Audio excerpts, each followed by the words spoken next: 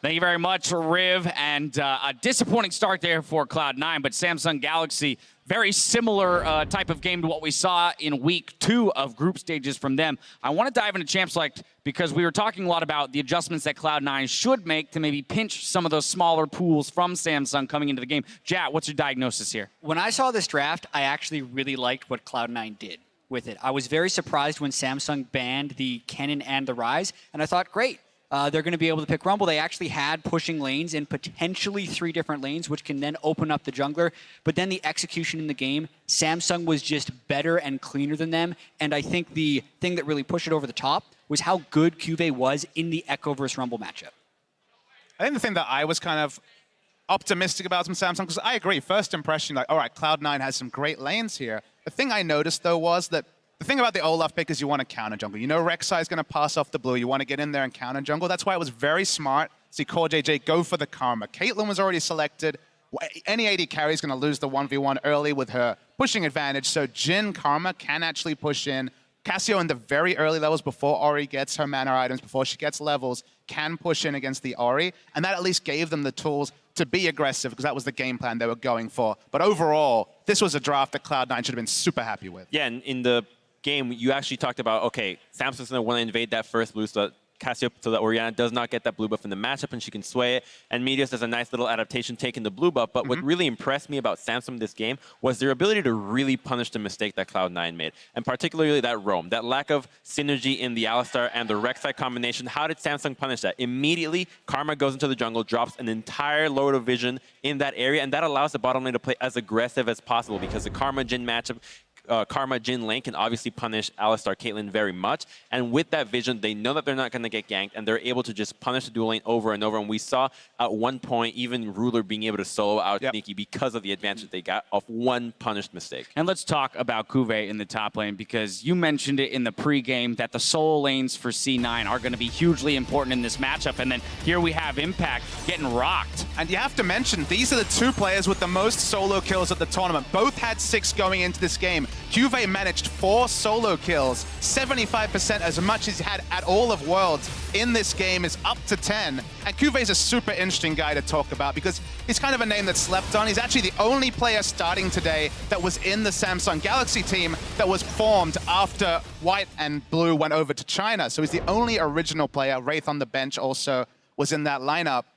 Samsung were a struggling team. In the top lane, no one really knew what to make of Cuvée. The one consistent about him, just like Smeb before him, he was an underperforming top laner that was always really high on Korean Challenger. He was top 10 for the most part of 2 years. So you're like, there must be something about this guy. And a performance like today, and in general his performance level at Worlds, has been that next step for Cuvée 2 years into his career. Yeah, and I think it's kind of about him defining his legacy, especially if they can advance from the quarterfinals to the semifinals and continue to grow. Him and Crown both, but even when he was solo killing Someday in the Korean regional finals, people were thinking, Someday, he's just playing like garbage. It's not Cuvée getting these solo kills. And maybe people are going to continue to make that excuse, but the longer he solo kills his opponents, the more respect you have to give the guy. Absolutely, and as the top side of the map was falling, we of course saw at 20 minutes the ace, where Samsung Galaxy really sent a message to Cloud9, and this is brought to you by Ace. Yeah, this is going to start from Cloud9 trying to combo onto Ruler, but unfortunately the trap is going to miss onto Ruler, and they're unable to do it. Cuvé's going to solo out Impact, and as soon as that happens, he TPs to the bottom side, and they're just going to collapse and massacre them. There's just nowhere for them to go. Olaf is really smart here after the start when he goes to crush. He actually gets from the behind. There's nowhere to go. Cuvée with the flank teleport as well after getting the solo kill. And it's just a bulldozer running over C9. Yeah, and this was the final nails in the coffin for this game. Samsung was winning all across the map by this point, and this was just all of it coming to a head. Yeah, 27-30 game time, very reminiscent of that week 2 of group stages. While we look at this graph here, or this post-game graphic, I want to turn to you guys, and with in mind, C9 has selected blue side for game 2. Ask about what possible adjustments they can make, because Jack, being happy with their draft is, I mean, and saying that it's just execution, I mean, do you have faith that they can even shore up that many weaknesses in this short amount of time? This is not exactly a strong game 1 showing from Cloud9. I liked most of their draft. The only tweak I would have made is having a higher priority on Karma, only because that showed they needed the pressure from it. I don't actually think they want to change that much outside of dropping the Nidalee ban and getting one other in there that they want. And coming into it, we thought that Samsung would be playing a style where the bot lane is all about laning, and we saw that the laning was very strong. Karmajin, an incredibly powerful laning phase, while Smoothie looking for the roams. We saw him on that first roam towards mid lane. But I do think that the lack of success in that specific one really turned him away from doing it again and again, and that's what I would have liked to see. So I don't think that the draft has to change too much, just that if they can actually keep having more confidence in themselves and knowing what got them to this point, sticking to it should net better results. And look, Cloud9 have a win on Orianna this tournament, but it was the super long game against Flash Wars where basically we got to 6-item territory before anything happened. I want to see Jensen on a playmaker, something he can kill people with. He's probably not going to get the Syndra even at first pick, but something along those lines. Whether it's a Worlds meta champion or not, they want to rotate through Jensen's lead, as we saw from the botch dive, and get him ahead, and that's what they need to do. So if they can set up a mismatch in mid where they have kill pressure, that at least gives them something to aspire to for game 2. And Jack, can't help but notice the Gnar being left unbanned here in this game.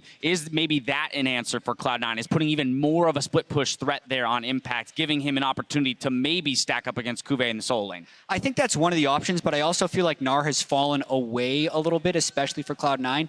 And some of that has to do with them not being able to keep up vision control at the World Championship. So even if he does get an advantage on his own, they haven't been able to transition any of those advantages. So I kind of like him on a team fighter, as long as he has the ability to win in CS.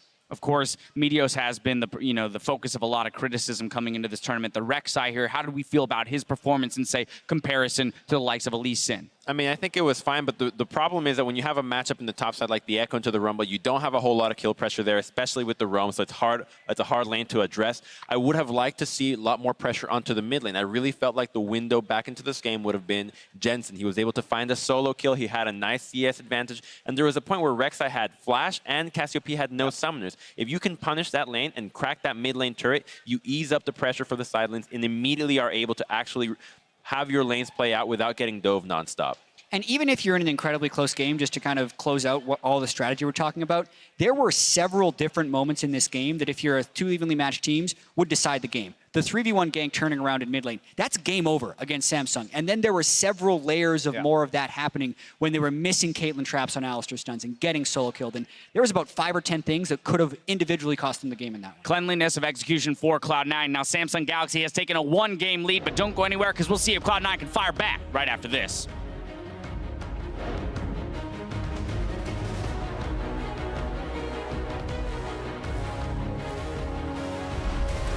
Just keep up the communication, no tilting. Yeah, Focus our game and then trust our practice. Yeah. We are good. For sure it was on that one. Crown moves fast. He gets the stick though. Petrifying gaze. Smoothie gets taken down. Meteos just on the edge. Shockwave in the mid lane. Petrifying gaze back on Jensen. He flashes. Jensen comes up with a clockwork windup. It looks like he may stay for the fight. Enough to die. The heal from Ruler, and that's gonna keep him alive.